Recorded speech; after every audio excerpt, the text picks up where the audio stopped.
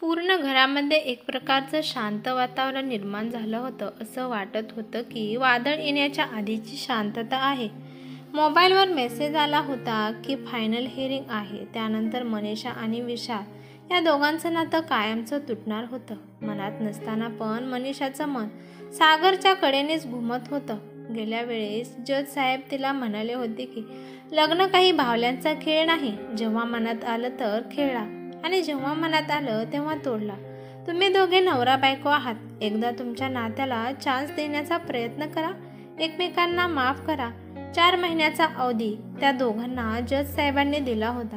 पण या 4 महिन्यात दोघांनी पण काहीच प्रयत्न केले नाहीत. दोघांना पण त्यांचा अहंकार त्यांना प्रिय होता. मनीषा एका हॉस्पिटलमध्ये नर्सचं काम करत होती. विशाल पण चांगल्या कंपनीमध्ये काम करत होता. परंतु आज कोर्टमध्ये जाण्याच्या आधी त्यांच्या मनात वेगळेच भाव निर्माण झाले होते. ती विचार करते की माहीत नाही विशाल मला काय म्हणेल, त्यांचं काय मत असेल. आता विशालशिवायच तिला पूर्ण आयुष्य काढायचे होते. हातपाय तोंड धुतल्यानंतर मनीषा आरशासमोर येऊन उभी राहिली.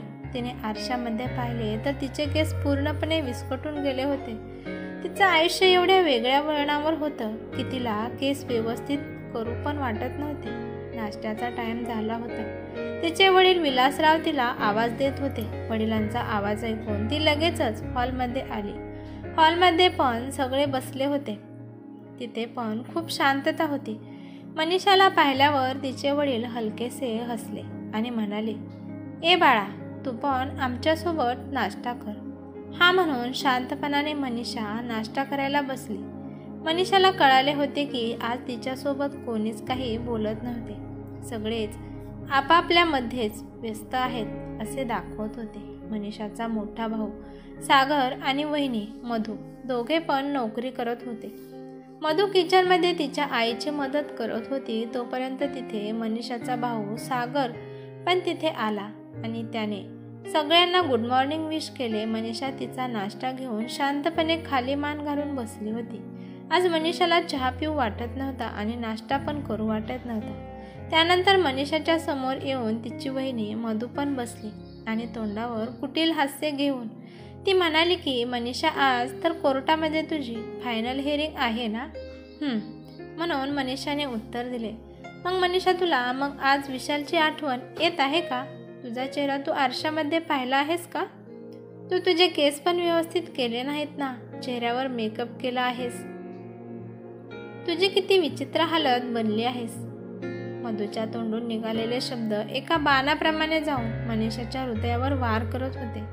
मधूच्या बोलण्यावर मनीषा काहीच बोलली नाही. वातावरण खूपच तणावग्रस्त झालं होतं. त्यामुळे विलासराव हसत म्हणाले की हे बघा, आपल्या किशोरचं लग्न काही दिवसातच होणार आहे.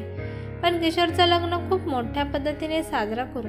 यावर किशोर त्याच्या वडिलांना म्हणाला की नाही बाबा, मला साध्याच पद्धतीने लग्न करायचं आहे. मनीषाने तिच्या भावाला किशोरला विचारले की असं का, तू एवढ्या साध्या पद्धतीने का लग्न करणार आहेस? मनीषाचं बोलणं ऐकून किशोरने तिच्याकडे रागाने पाहिलं. त्याची दृष्टी पाहून मनीषाला समजलं की माझ्यामुळेच ह्याला साध्या पद्धतीने लग्न करायचं आहे. किशोरला त्याच्या सासऱ्यांना, मित्रांना, जवळच्यांना हे सगळं सांगण्यासाठी लाज वाटत होती की त्याची बहीण आता घटस्फोट घेऊन घरी बसणार आहे. हे सगळं पाहून मनीषाचं मन एकदम दुःखी झालं. ती स्वतःलाच प्रश्न विचारू लागली की हे माझं घर आहे ना? कारण विशालच्या घरून येताना म्हणाली होती की मी माझ्या घरी चालली आहे. पण आज तिच्या अहंकाराने तिला चांगलीच अद्दल घडवली होती. तोपर्यंत तिथे मनीषाची आई पण येऊन तिच्यापाशी बसल्या. तोपर्यंत तिचा मोठा भाऊ सागर म्हणाला की मी आता निघतो, मला खूप कामं आहेत. पण विलासराव सागरला म्हणाले की अरे, आज तर मनीषाची घटस्फोटाची फायनल हिअरिंग आहे. तू तिच्यासोबत जाणार नाहीस का? सागर म्हणाला नाही. गेल्या 3 महिन्यापासून माझं कामाकडे जरा लक्ष कमी गेलं आहे. आज पूर्ण स्टाफसोबत माझी मीटिंग आहे, मला जावे लागणार आहे. मनीषाची काळजी फक्त तिच्या आई वडिलांना होती. बाकीच्यांना कोणालाच तिची काळजी नव्हती. सागर मनीषाला म्हणाला, मनीषा, तुला जाता जाता मी कोर्टमध्ये सोडून जातो. असं कर, मी तयार झालो आहे, पण तू लवकर तयार होऊन ये. मनीषा म्हणाली की ठीक आहे. फक्त मला कपडे बदलायचे आहेत आणि मग मी लगेच येते. मधू म्हणाली की अगं मनीषा, तू अशीच कोर्टमध्ये जाणार आहेस का? तुला अजून तुझ्या नवऱ्याची आठवण येते आहे का? तुझा अवतार पाहून आम्ही काय समजायचं? आमच्या बायकोच्या बोलण्याकडे दुर्लक्ष करत सागर मनीषाला तयार होण्यासाठी सांगतो आणि गाडीमध्ये बसून तिची वाट पाहतो. गेल्या 10 महिन्यापूर्वीच मनीषा विशालचं घर सोडून आली होती. बाहेरून सागरच्या गाडीचा हॉर्न तिच्या कानात वाजत होता. तिने लवकर तिचं आवरलं आणि बॅग आणि कागदपत्र घेऊन ती लगेच बाहेर पडली. ती शांतपणाने येऊन गाडीमध्ये बसली. पूर्ण रस्त्यामध्ये सागर तिला एक शब्द पण बोलला नाही. राहून राहून तिला तिचा भूतकाळ आठवत होता. विशाल तिच्या वडिलांचा विलासराव रावांचा मित्राचा मुलगा होता. त्यामुळे लग्नाच्या आधी विशालचं घरी येणं जाणं होत होतं. लहानपणापासूनच ते दोघे मित्र होते आणि मित्रता कधी प्रेमात बदलते हे त्यांना समजलेच नाही. दोघे पण एका जातीचे होते, त्यामुळे कोणालाच या दोघांच्या नात्याबद्दल फरक पडला नाही. अजिबात वेळ न घालवता लगेचच त्या दोघांचे धूमधडाक्यात लग्न लावून दिले. मनीषाला तर विशालची साथ मिळाली म्हणून खूप खुश होती, कारण तिला तिचं प्रेम मिळालं होतं. शिवाय तिचं सासर पण तिच्या ओळखीचं होतं, त्यामुळे तिला जास्त काही त्रास झाला नाही. पण तिचं लग्न झाल्यावर तिचे सासू सासरे गावाकडे जाऊन राहिले होते, कारण गावाकडे शेती होती आणि शेतीचं पाहण्यासाठी ते गावाकडे गेले. आता विशालची काळजी करण्यासाठी मनीषा आहे म्हणून त्याचे आई वडील पण निश्चिंत गावाकडे गेले होते. मनीषा आणि विशाल दोघे पण चांगल्या कामाला होते, पण हळूहळू त्या दोघांमध्ये चिडचिड निर्माण होऊ लागली. आता विशाल तिचा नवरा झाला होता. प्रत्येक गोष्टीत तो आता काटकसर करण्याबाबतीत तिला बोलत होता.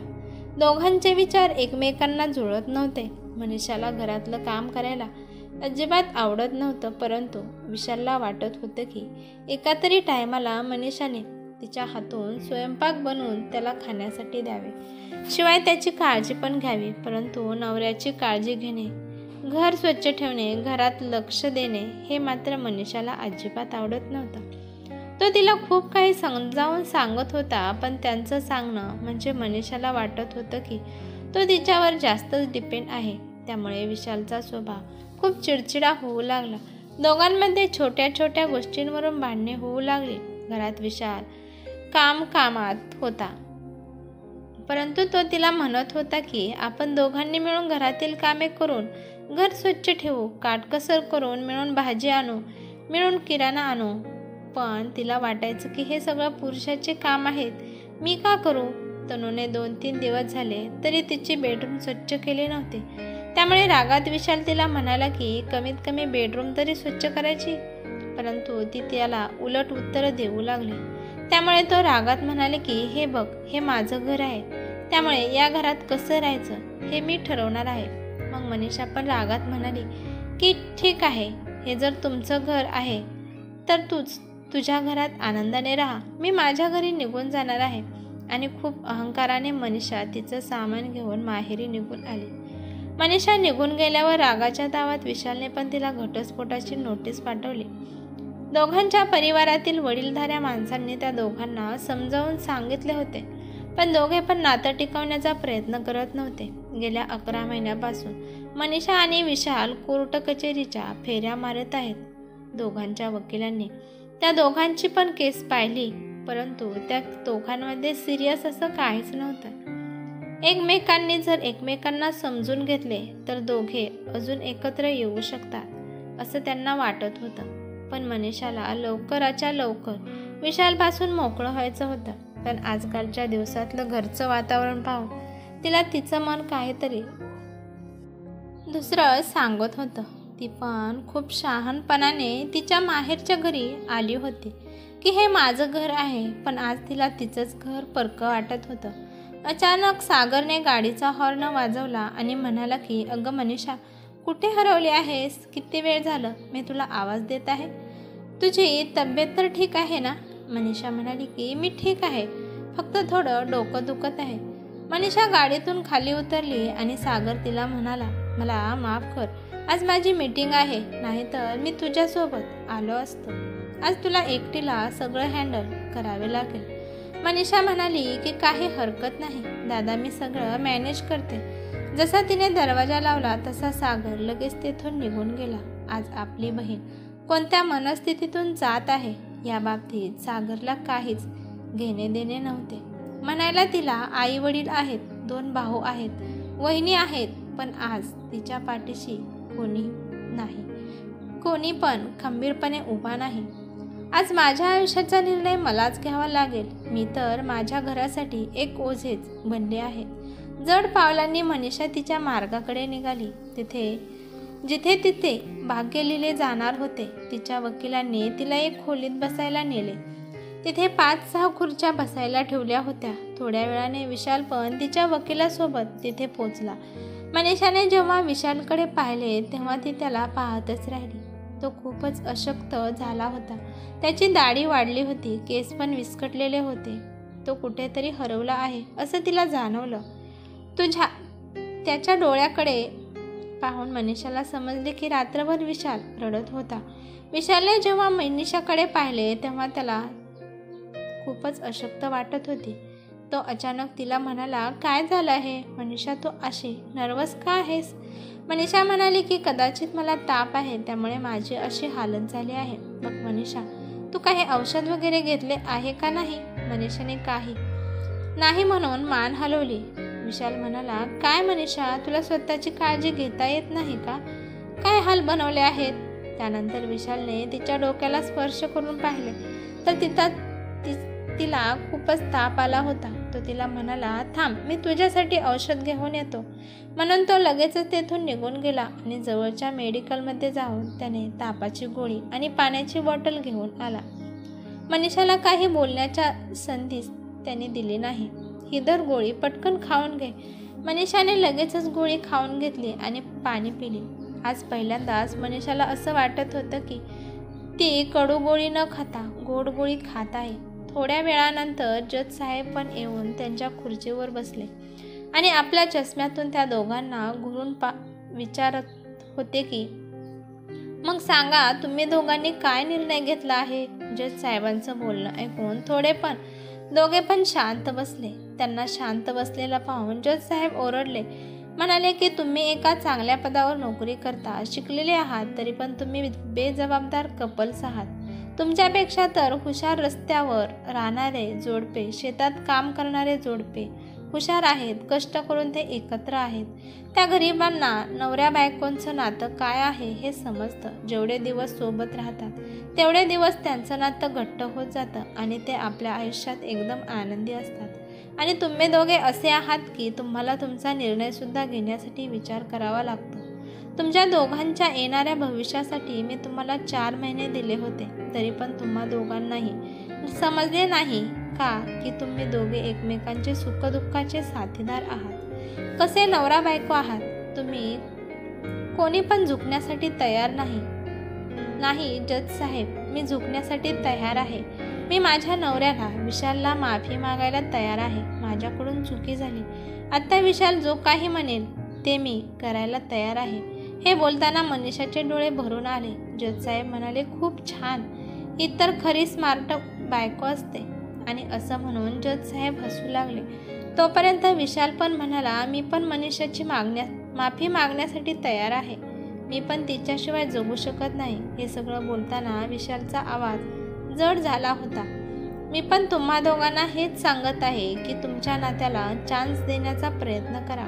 तुमच्या दोघांमध्ये सिरियस असं काहीच घडलं नाही. एकदम बरोबर असं म्हणून दोन्ही पण वकील एकमेकांच्या गळ्यात पडून एकमेकांना अभिनंदन देऊ लागले. आमच्यापाशी खूप केस आले, परंतु या केसमध्ये आम्हाला हरायचे होते. आम्हाला मन तोडणं मंजूर नव्हतं.